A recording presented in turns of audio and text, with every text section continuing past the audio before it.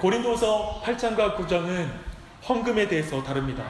정확히 말하면 기근으로 인해 가난 가운데, 궁핍감 가운데 고난받고 있는 예루살렘 교회와 유대 지역 교회를 위한 구제 헌금입니다. 오늘 본문을 사실 잘 파악하려면 우리는 고린도 교회가 사도에게 어떤 비난을 했는지 그 비난의 내용을 떠올릴 필요가 있습니다. 많은 비난 중에 여러분 이 비난이 기억납니까? 바울의 사역 동기는 돈 때문이다. 그런 분위기를 생각할 때 사도 바울은 이 돈과 헌금이라는 주제를 다루지 않는 것이 좋을 것 같습니다. 그렇지 않나요? 그런데 도리어 다음과 같은 내용의 편지를 이렇게 쓰면 좋을 것 같아요. 이런 내용입니다. 제가 구제헌금을 독려한 것은 고린도 교회가 이방인 교회를 대표해서 예루살렘 교회와 예수 그리스도 안에서 하나인 것을 가시적으로 드러내는 것이었습니다. 그런데 결국 저는 여러분에게 돈을 밝히는 목회자가 되었습니다. 이런 오해를 당하느니 그 계획을 취소하는 것으로 합시다. 딱 이렇게 편지를 쓰면 좋을 것 같은데 2장에 거쳐서 또 헌금에 대해서 말하고 다시 한번 그들에게 독려해서 헌금을 원래 여러분이 계획했던 것들을 하자고 말하고 있습니다. 아마도 이런 말을 하고 가로로 딱 넣어서 표현하자면 이렇게 또 말했을 것 같아요. 돌아서서 바울이 사람을 뭘로 보고 나를 뭘로 보고 오해를 받느니 안 하는 게 나아. 어쩌면 이렇게 내뱉지 않을까 그런 상상을 해봅니다. 하지만 바울은 우리의 지혜와는 달리 8장과 9장에 거쳐서 헌금 문제를 계속 다룹니다. 오해받는 것이 싫으면 헌금이라는 주제를 피했을 것입니다. 사도 바울은 도리어 적극적으로 헌금이라는 주제를 다뤄가는 것을 우리는 보게 됩니다. 바울에게는 아마도 자신이 오해받는 것이 중요한 것이 아니라 바르게 헌금을 시행하고 실천하는 것이 더 중요하다고 생각했던 것 같습니다. 아니요, 더 깊이 생각하면 바르게 헌금을 이해하고 실천한다면 자신에 대한 오해를 다 풀 수 있을 거라고 이렇게 생각한 것으로 보입니다. 사랑하는 여러분, 우리가 살고 있는 이 시대는 아마도 돈과 종교의 결탁을 싫어하는 시대인 것 같습니다. 아니요, 혐오하는 시대인 것 같습니다. 특별히 헌금을 강조하는 기독교에 대한 반감은 굉장합니다. 수많은 헌금의 종류, 교회는 왜 그렇게 헌금의 종류가 많습니까?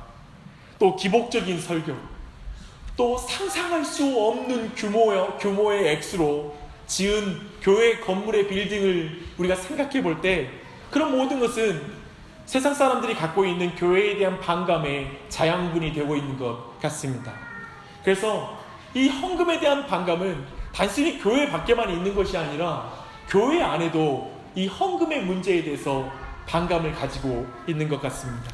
그래서 교회에서 헌금에 대한 주제로 설교하는 것은 매우 민감한 설교입니다. 저는 오늘 매우 안전한 길에서 이 민감한 주제를 다루려고 합니다. 그 매우 안전한 길은 사도 바울의 말씀을 차분하게 강해하는 것입니다. 여러분은 최소한 사도 바울에 대해서 반감을 가지고 있지 않다라고 믿기 때문에 최대한 저는 제 생각이 아니라 정말 사도 바울이 뭐라고 말했는지를 차근차근 살펴보므로 오늘 이 말씀을 다루기를 원합니다. 오늘 이 설교의 목표는 분명합니다. 이것입니다. 예수 그리스도의 사랑을 드러내는 헌금의 의미를 바르게 알고 그리고 바르게 실천하는 것이 저는 오늘 설교의 목적입니다. 그리고 또한 이 설교가 아마도 여러분의 헌금의 삶 가운데 큰 위로가 되지 않을까 싶습니다. 사실 오늘 설교가 마칠 때 여러분 모두 마음 가운데 설교로 이 헌금을 드리고 이것을 하는 것이 얼마나 즐겁고 기쁜 일인지 발견하여서 여러분이 위로를 받지 못한다면 그래 도리어 목사님 우리 보고 더 많이 헌금하라는 소리네. 혹시 이런 의심을 낳게 하거나 헌금 안 되면 안 하면 안 되겠다 이런 두려움을 준다면 이 설교는 실패한 설교일 것입니다. 도리어 여러분 모두에게 위로가 되는 원래 이 고린도후서의 전체 맥락이 위로의 서신서니까요. 여러분에게 위로가 되기를 바랍니다. 이제 먼저 한번 헌금이란 무엇인지 살펴볼게요. 우리 9장 1절로 4절 말씀 함께 읽어보겠습니다. 시작. 성도를 섬기는 일에 대하여는 내가 너에게 쓸 필요가 없나니 이는 내가 너희의 원함을 알미라. 내가 너희를 위하여 마게도냐인들에게 아가야에서는 1년 전부터 준비하였다는 것을 자랑하였는데 과연 너희의 열심이 펑 많은 사람들을 분발하게 하니라.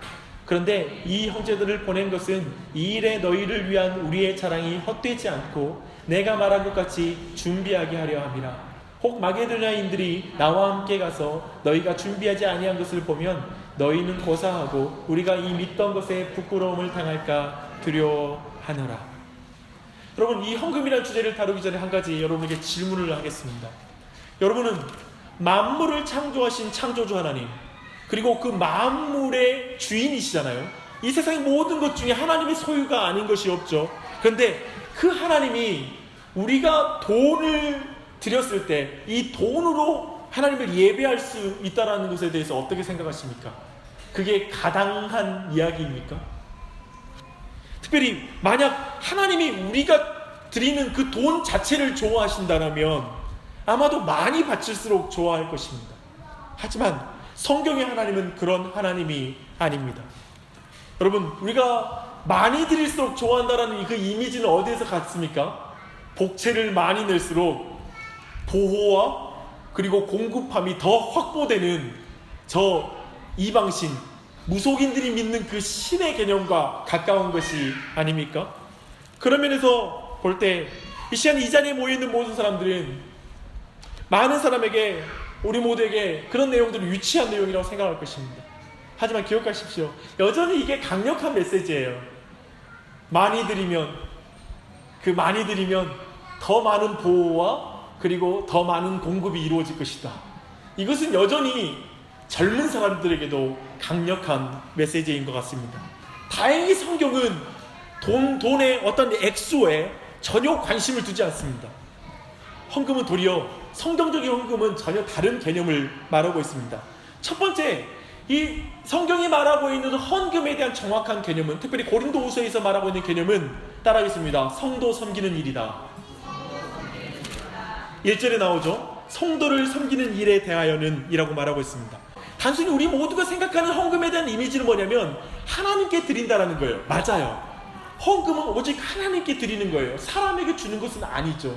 하지만 이 헌금의 조금 더 다른 의미를 고린도후서에서 밝히는 것은 기근도 고통받고 있는 예루살렘 교회를 먼 곳에서 섬기는 구체적인 방법이 헌금이라고 말해요.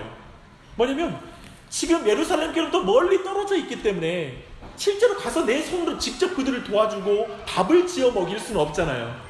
하지만 이들을 위한 가장 실천적인 그리고 가시적인 섬김의 일은 뭐냐면 헌금을 통하여 그 일을 할 수 있다라고 말하고 있는 것입니다.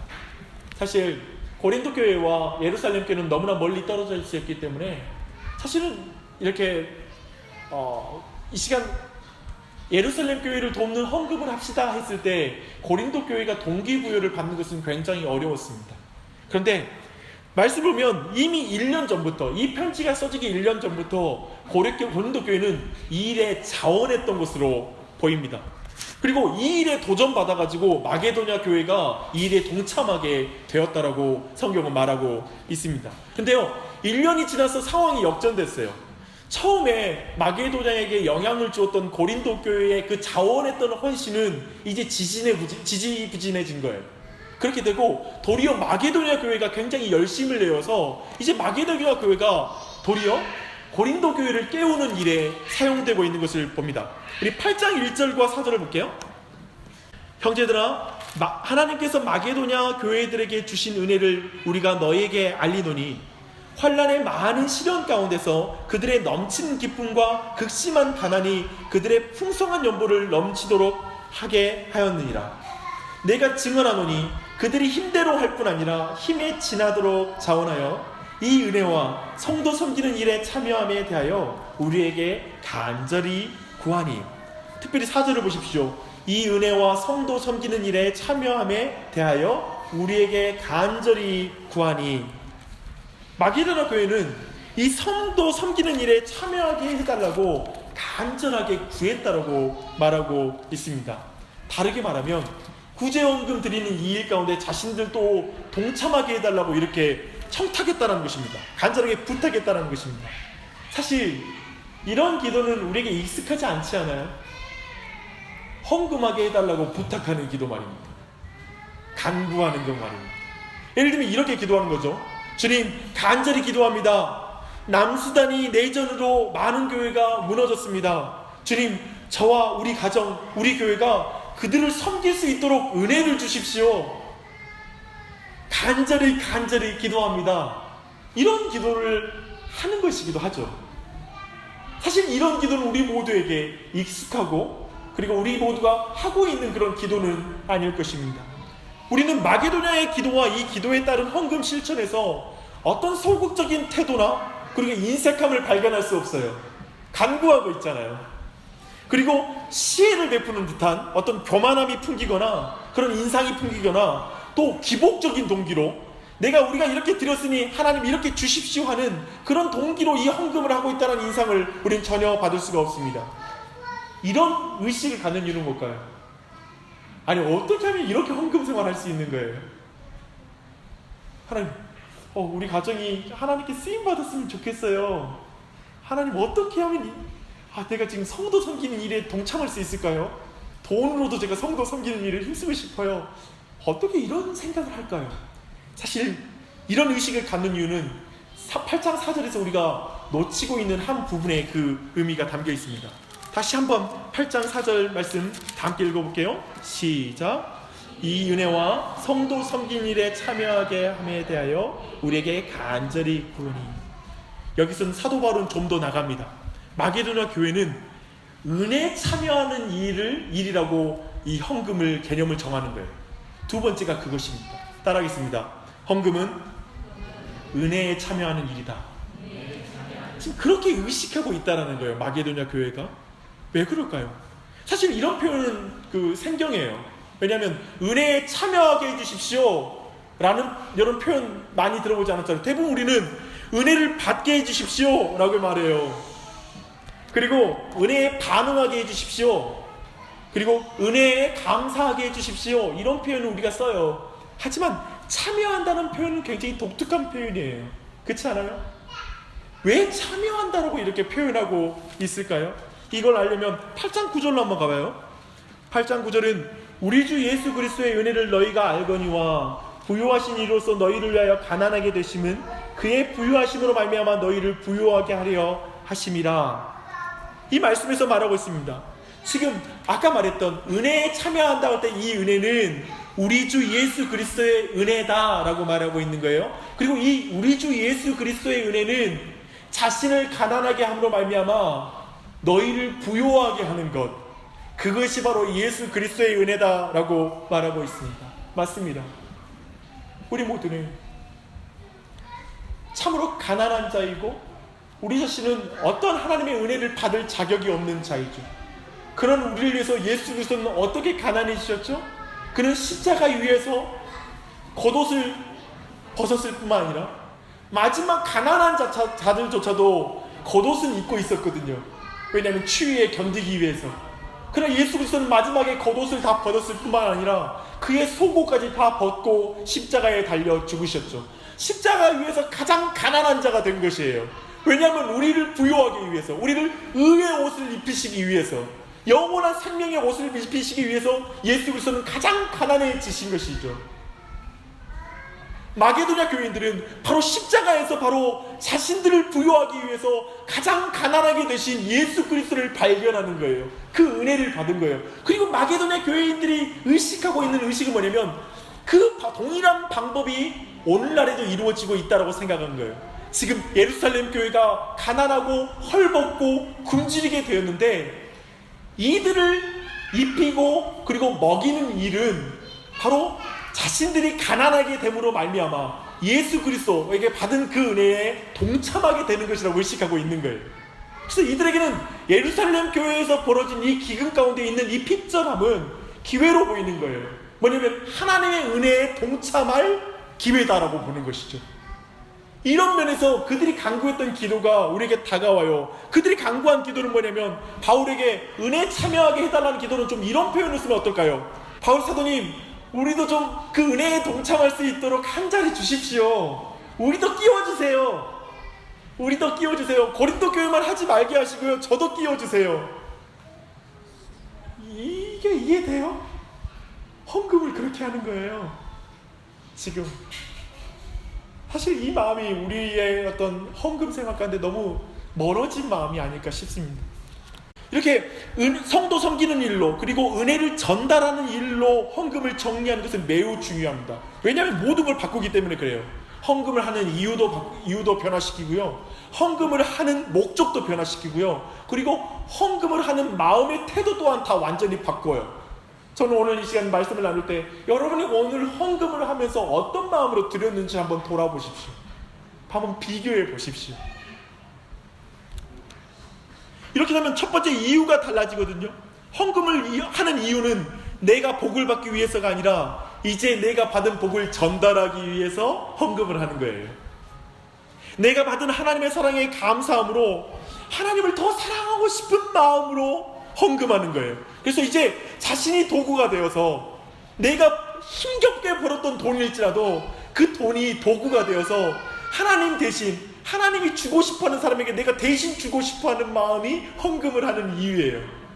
곧 뭐냐면 하나님을 사랑하는 마음이 헌금을 하는 이유이고, 내 이웃을 사랑하고 우리 교우들을 사랑하는 마음이 헌금을 하는 이유예요. 그렇게 지금 설명하고 있어요. 헌금을 통해 내가 얼마나 은혜를 받았는지 다른 사람을 섬김을 통해서 하나님의 그 은혜가 드러나도록 하는 것, 그것이 바로 헌금이라고 말하고 있습니다. 그러던 헌금의 목적도 달라져요. 성도를 섬기는 일에 드러나는 하나님의 은혜는 우리가 이제까지 이해하는 은혜와는 달라요. 이제까지 우리가 이해하는 은혜는 뭐예요? 하나님, 우리 집안에 은혜를 주십시오. 내게 은혜를 주십시오. 모든 은혜들은 나를 풍성하게 하는 것이 은혜다라고 말해요. 그러나 기억하십시오. 은혜의 궁극적인 목적은 내가 은혜 받음으로 말미암아 다른 사람에게 은혜가 채워지는 것이 은혜의 궁극적으로 도달하는 흐름이에요. 목적지예요. 은혜의 목적지. 그래서 지금 사도 바울이 말하고 있는 은혜는 뭐냐면 나를 풍성하게 하는 은혜에 멈추는 것이 아니라 다른 사람을 풍성하게 하는 것이 은혜다라고 말하는 거예요. 사랑하는 여러분, 그런 은혜를 받으십시오. 아멘. 다른 사람을 풍성하게 하는 은혜를 받기를 한번 우리 삼위일체 하나님의 이름으로 축복합니다. 얼마나 큰 복이에요. 그래서 헌금하는 사람에게는 하나님과 사람을 향한 사랑, 하나님 사랑과 이웃 사랑이 완전하게 구현되는 것이 헌금이에요. 주님의 은혜에 대한 감사와 그 은혜를 흘리고 싶어하는 마음이 그 헌금을 하는 자의 마음을 찾는 거예요. 이게 태도예요. 헌금을 하는 태도이죠. 주님의 사랑을 받은 감사와 그 사랑을 다른 사람에게 전달하고 싶어하는 마음 외에는 다른 헌금의 이유도 목적도 없어요. 저는 말하고 싶어요. 성도님들, 우리 교회는 앞으로 어떻게 나아갈지 모르지만 다른 목적을 가지고 헌금하지 마십시오. 안 해도 됩니다. 그러나 헌금을 할 때 이 마음을 품으십시오. 하나님 사랑과 이웃 사랑하는 마음, 그 마음으로 헌금하십시오. 그러면 됐습니다. 그래서 다른 헌금을 회복하기 위해서 우리 안에 정말 필요한 건 경제적인 회복이 아니에요. 여러분, 경제적으로 넉넉하면 헌금하겠다고요? 그렇게 헌금 많이 하면 하나님이 기뻐하신다고요? 아니요. 기뻐하지 않아요. 진짜 그렇기 때문에 우리에게 필요한 건 경제적으로 넉넉해야지만 우리가 하나님이 기뻐하는 헌금 생활을 할 수 있는 게 아니라 하나님의 은혜가 회복돼야 돼요. 하나님 사랑과 이웃 사랑이 내 안에 회복되지 않으면 근본적으로 우리는 하나님이 기뻐하시는 헌금으로 나아갈 수가 없어요. 그저 아마 종교적인 의무 때문에 우리 가운데 헌금할 수는 있을 거예요. 11조는 해야지, 뭐 이제까지 이럴 때 헌금하라고 했으니까 해야지. 혹 안 했다가 뭔 일 생기면 어떡해? 아니요. 그런 이유라면 헌금하지 않아도 돼요. 헌금은 그게 아니에요. 바울은 이렇게 헌금의 정의를 내립니다. 하나님 사랑과 이웃 사랑, 성도 섬기는 일이고 하나님의 은혜를 흘리는 일이다라고 이 헌금에 대한 정의를 내리고 있습니다. 이제 한 가지 더, 이제 헌금에 대한 하나님의 원칙을 그 뒤로 다루고 있는데요. 9장 5절로 7절 말씀 우리 다 함께 읽어보십시다. 시작. 그러므로 내가 이 형제들로 먼저 너에게 가서 너희가 전에 약속한 연보를 미리 준비하게 하도록 권면하는 것이 필요한 줄 생각하였노라. 이렇게 준비하여 한 참 연보답고 억지가 아닙니다. 이것이 곧 적게 심는 자는 적게 거두고 많이 심는 자는 많이 거둔다 하는 말이로다. 각각 그 마음에 정한 대로 할 것이요 인색함으로나 억지로 하지 말지니 하나님은 즐겨내는 자를 사랑하시느니라. 네. 하나님의 원칙은 뭐냐면, 기억하십시오. 헌금에 대한 하나님의 원칙은 인색하게 하지 말고 즐겁게 즐겨내라는 것입니다. 즐겨하라는 것입니다. 사실 제가 볼 때 헌금을 다룰 때 있잖아요. 많은 사람들은 헌금에 대한 기준으로 헌금의 액수를 생각합니다. 계속 여기에 관심을 가져요. 그래서 얼마만큼 하는 것이 좋습니까? 이제 헌금해야 되는 이유를 알았으니까요, 얼마만큼 하는 게 좋을까요? 라고 이렇게 물어보는 것이죠. 다시 한번 강조합니다. 성경은 헌금의 크기를 강조하지 않습니다. 그게 중요한 게 아닙니다. 그렇다면 한번 6절 내용이 좀 우리 안에 좀 이해가 되지 않으세요? 우리 이 내용으로 많은 설교를 들었잖아요. 이것이 곧 적게 심는 자는 적게 거두고 많이 심는 자는 많이 거둔다 하는 말이로다. 이 내용 가지고 굉장히 기복적인 설교도 많이 들었잖아요. 뭐예요? 헌금을 많이 하면 많이 여러분도 거두게 돼 있습니다. 여러분 적게 심으니까 여러분의 삶에 적게 열매를 받는 것입니다. 이 말씀을 가지고 헌금을 많이 내는 것을 강조했고요. 또 이 말씀을 가지고 기복적으로 헌금을 하면 다시 밴딩 머신이기 때문에 헌금은 여러분이 하나님 한번 심어 보십시오. 그러면 그 열매가 여러분 삶에 안 맺히나 보십시오 라고 이 본문을 그렇게 해석해 왔습니다. 하지만 이 6절 본문은 굉장히 그렇게 본문을 해석해서는 안 됩니다.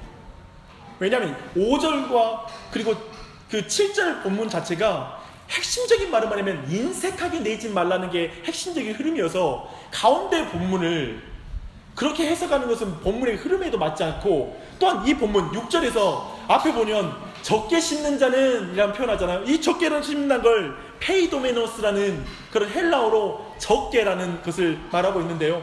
그렇다면 여기에 대조해서 많이 심는 자라는 표현 또한 많다라는 의미의 헬라어를 써야 되는데 그렇지 않고 율로기아이스라는 그런 헬라어를 씁니다. 이 말은 뭐냐면 영어로는 blessings입니다. 뭐냐면 복되게라는 그런 의미를 가지고 있습니다. 그래서 이 말을 우리가 다르게 표현하면 인색하게 심는 자는 결핍되게 거두고 심는 것이 복되다고 생각하며 심는 자는 복되게 거둔다라는 말씀이죠. 그래서 이 말씀 앞과 이 말씀 뒤를 살펴볼 때에도 전체로 살펴볼 때 이 말의 핵심은 뭐냐면 인색함으로 헌금하지 말라는 것을 반복하는 거예요. 그렇게 본다면 5절, 6절, 7절 연속해서 절절마다 인색하게 내지 마라, 인색하게 내지 마라, 인색하게 내지 말라, 이걸 강조하려고 쓰는 말씀인 것이죠. 3번이나 반복했다는 건 굉장한 강조예요. 이건 헌금에 있어서 절대적인 원칙이에요. 인색하게 내지 말라는 거예요. 인색하게. 헌금의 핵심은 액수가 아니라 인색함으로나 억지로 하지 말고 즐겨내라는 것입니다. 그래서 바울이 주는 억지로 그리고 인색함으로 우리가 헌금하지 않기 위한 구체적인 처방이 말씀에 나옵니다. 억지로 하지 않기 위해서 뭘 해야 되는지 아십니까? 헌금을 준비하라고 말하고 있습니다. 그게 2절부터 5절까지 준비라는 단어가 5번 나와요. 헌금에 있어서 매우 중요한 원칙입니다. 사실 이것이 한 교육적인 측면도 있다고 생각해요. 여러분 이 말씀을 꼭 기억하십시오. 준비하십시오. 준비하지 않으면 억지로 내는 거예요.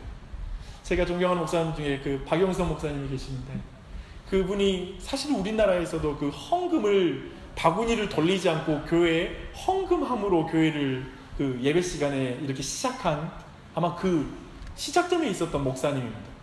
근데 왜 그렇게 했냐고 물어보니까 사실 헌금 주머니를 돌리는 건 예배 시간에 사실 올바른 헌금 방식입니다. 왜냐하면 헌금도 예배의 순서 중 하나이기 때문에 모든 사람들이 예배 시간 안에 자신이 그 헌금을 드리는 예배의 행위를 해야 되는 게 맞는 것이죠. 하지만 왜 뒤에 헌금함을 두는 것일까요? 근데 이 목사님이 이런 거였어요. 자기는 그게 너무 싫었대요. 뭐가 싫었냐면 헌금함 돌아갈 때 그제서야 헌금 준비하느라고 막 호주머니를 막 뒤지고 있는 사람들을 보는 게 너무 싫었대요. 준비되지 않아서 억지로 하는 모습이 너무 싫었대요. 그래서 헌금함을 시작했다라고 이렇게 말하는 걸 들었습니다. 저는 지금 어떤 방식이 더 좋다라는 말을 말하는 게 아닙니다. 준비를 말하는 것입니다. 준비하지 않으면 억지로 하게 되는 것 같습니다.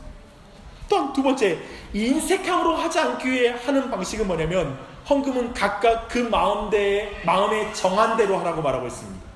사실 이 마음에 정한다라는 말에는 숙고하라는 말입니다. 고심하라는 생각이에요. 내가 헌금을 얼마 드릴까? 내가 왜 이 헌금을 드려야 되지? 은혜와 성도 섬긴 일에 동참하는 것이지 라는 걸 깊이 묵상하며 그 마음 안에서 내가 헌금을 숙고하며 드리는 것. 그때만이 내 마음에 인색함으로 하지 않게 되잖아요. 분명한 내 헌금의 목적과 이유가 있으니까, 숙고해서 생각했으니까 말입니다. 그것이 중요한 거죠. 집단적인 분위기나 경쟁적으로 헌금해서는 안 됩니다. 누가 권해서 헌금을 해서는 안 됩니다. 직분을 맡았기 때문에 헌금하는 것도 옳지 않습니다. 다른 사람 눈치 보면서 헌금하는 것 안 됩니다. 이렇게 하는 이유는 한 가지입니다. 이렇게 사도 바울이 준비하라, 그리고 숙고하여서 각각 마음에 정한 대로 헌금하라는 이유는 한 가지입니다. 왜 그럴까요? 뭘까요? 인색함으로 억지로 하지 말라는 거예요. 다시 반복합니다. 이 인색함과 억지로 하는 것은 헌금의 목적에서 떠나는 것입니다. 그러면서 저는 우리 교회가 앞으로도 억지로 헌금하는 그런 분위기는 철저하게 배격해야 된다고 믿습니다. 예를 들면 직분을 받을 때 모두가 함께 일정한 헌금을 드려야 된다는 그런 문화나 이런 내용들은 우리 안에서 사라져야 할 것입니다. 사랑하는 여러분, 다시 한번 강조합니다. 인색함으로나 억지로 하는 헌금은 복되지 않습니다. 하지만 즐기려는 자를 하나님은 사랑하십니다. 근데 여기서 한번 질문이 하나 있죠. 무슨 질문일까요? 목사님, 누구인들 인색하게 혹은 억지로 헌금하고 싶겠습니까? 사람이라는 게 형편이 어려우면 인색해지는 게 아니겠습니까? 억지로 헌금을 하게 되지 않겠습니까? 돈이 많은 사람은 인색할 일도 없을 것이고 억지로 내는 일도 없을 것입니다. 다 형편이 어려워서 그런데 너무 그렇게 말씀하지 마십시오. 이렇게 말할 수 있겠죠. 저는 그분에게 다시 한번 8장 1절로 5절 말씀을 다시 한번 살펴보라고 말하고 싶습니다. 마게도냐 교회는 굉장히 가난했습니다. 그런데 말씀 보니까 풍성한 연보를 드렸다고 칭찬하는 게 보여요. 제 안에 궁금한 건 이거예요. 이 풍성한 연보가 헌금의 액수를 말하는 것일까라는 것이죠. 그럴 수도 있겠죠. 그런 거 있잖아요. 헌금은 돈이 많아서 하는 게 아니라 믿음이 있어야 하는 거잖아요. 헌금이라는 것은 형편이 넉넉히 사는 게 아니라 내 안에 성도를 향한 사랑의 마음과 은혜에 참여하려고 하는 그 욕심이, 진짜 영적인 욕심이 있는 사람만이 할 수 있는 거잖아요. 그 면에서 분명히 마게도냐 교회가 풍성한 연보라고 말했을 때 액수를 포함하지 않는다라고만 볼 수는 없을 거예요. 하지만 저는 이 본문의 이 풍성한 연보를 그 액수의 문제로 저는 보지 않으려고 합니다. 그렇게만 꼭 해석하는 건 아니라고 생각합니다. 왜 그러냐면 꼭 그렇게 말하면 결국 믿음이 있으면 헌금 많이 할 수 있습니다, 그 정도 강조하는 것에 지나지 않는 메시지가 될 것입니다. 저는 그렇지 않다고 생각합니다. 오늘 본문을 해석하려면 이 부분을, 이 풍성한 연보의 정확한 의미를 해석하려면 도리어 5절 말씀이 제게는 너무나 큰 은혜로, 그리고 말씀의 키로 보였습니다. 5절 말씀 읽어볼게요. 우리가 바라던 것뿐만 아니라 그들이 먼저 자신을 주께 드리고 또 하나님의 뜻을 따라 우리에게 주었도다. 뭐라고 말하고 있습니까? 그들이 먼저 자신을 주께 드리고 하나님의 뜻을 따라 우리에게 주었다. 헌금의 정도는 액수가 아니라 먼저 자신을 주님께 드리는 것입니다. 자신을 주님께 드린 상태로 이제 그가 드리는 자기 형편대로 드려도 그건 풍성한 연보요, 그가 힘에 지나도록 내도 그건 풍성한 연보가 될 것입니다. 1,000원짜리 2,000원짜리를 헌금할지라도 그건 결코 수치스럽거나 창피해하지 않을 정도로 풍성한 연보입니다. 자신을 주님께 드렸다라면 1억이고 2억이어도 자신을 주님께 드리지 않고 드리는 1억과 2억의 헌금은 전혀 풍성한 연보가 되지 않습니다. 풍성한 연보의 핵심은 자신을 주님께 먼저 드리는 것입니다. 자신을 주님께 드렸을 때 그 액수의 많고 적음이 아니라 하나님이 기뻐 받으시는 예물과 예배의 방법이 되는 줄 믿습니다. 저는 돈과 종교의 결탁을 혐오합니다. 정확히 말하면 돈에 의해서 종교가 오염되는 것이 너무 싫습니다. 교회가 오염되는 것, 내 자신이 오염되는 게 싫습니다. 하지만 우리 모두는 돈으로부터 자유롭지 않은 자신을 알고 있고 돈으로부터 자유롭지 않은 목회자와 교회의 현실을 잘 알고 있습니다. 저는 예전에는 타락하는, 어쩌면 넘어지는 목회자를 볼 때 비난하는 걸 좋아했습니다. 욕도 잘했습니다. 근데 이제 제가 그렇지 않습니다. 이제는 솔직히 말하면 제가 두렵습니다. 박 목사도 돈의 포로가 된 목사가 될까 두렵습니다. 우리 교회도 돈 많은 사람이 떵떵거리는 교회 될까 두렵습니다. 우리 중에 누가 돈에서 자유롭습니까? 저도 돈 좋아하고 여러분도 돈 좋아합니다. 그렇지 않습니까? 주 안에 사랑하는 성도 여러분, 돈이 얼마나 참 좋습니까?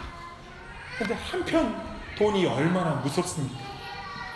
돈의 포로가 된 교회와 목회자, 신자들이 넘쳐나는 시대에 아마도 오늘날 제가 오늘 주제와 연결시켜서 한 가지 안타까운 장면 중에 하나는 뭐냐면 대부분 성도들이 헌금을 형식적이거나 아니면 기복적으로 한다는 거예요.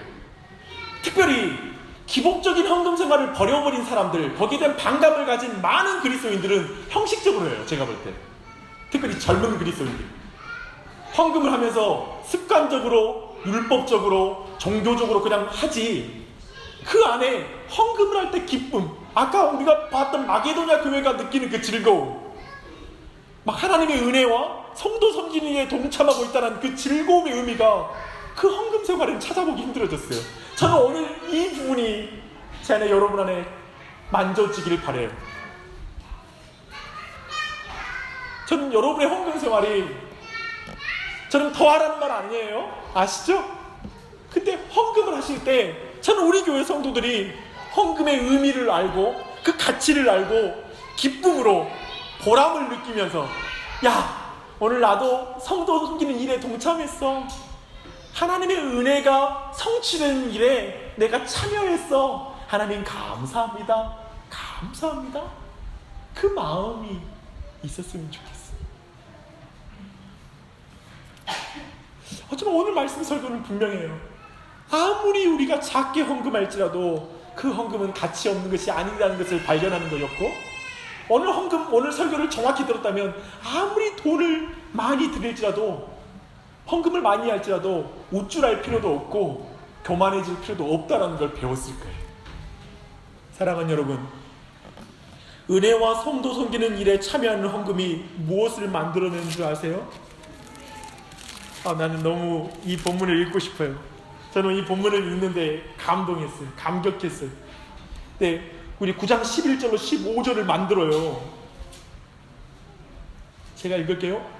너희가 모든 일에 넉넉하여 너그럽게 연보를 하면 그들이 우리로 말미암아 하나님께 감사하게 하는 것이라.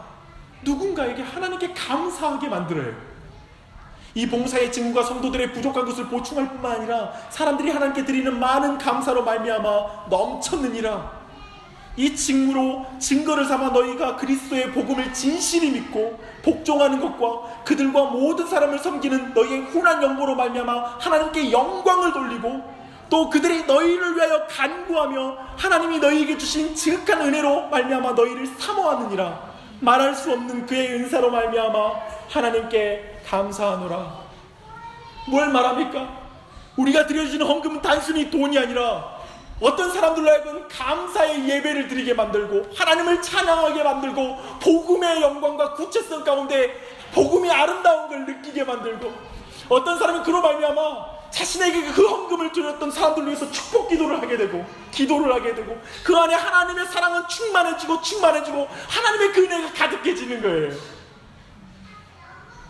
그게 헌금의 영광인 거예요. 아니요, 헌금을 통하여 드러나는 복음의 영광이에요. 그 영광에 참여하십시오. 사랑하는 여러분, 이래서 헌금은 예배입니다. 여러분의 헌금으로 복음을 지속해서 듣고 가르칠 수 있는 교회의 모임의 장소와 모임이 지금 계속되고 있습니다. 여러분의 헌금을 통하여 아직 믿음이 없는 이들이 교회에서 편하게 와서 모든 영적인 유익을 누리고 있습니다. 저 케냐에도, 그리고 지금 티베트 땅에도, 광주 다문화 가정들에게도 복음이 전해지고 있습니다. 그러니 사랑하는 우리 교회 성도 여러분, 그리고 박 목사도, 그리고 우리 교역자들도 여러분이 헌금한 것으로 더 복음 사역에 매진할 수 있습니다. 사랑하는 성도 여러분, 그러니 감사하십시오.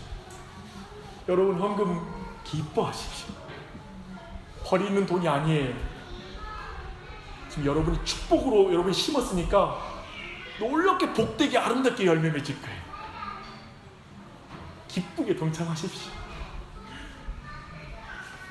기도하겠습니다.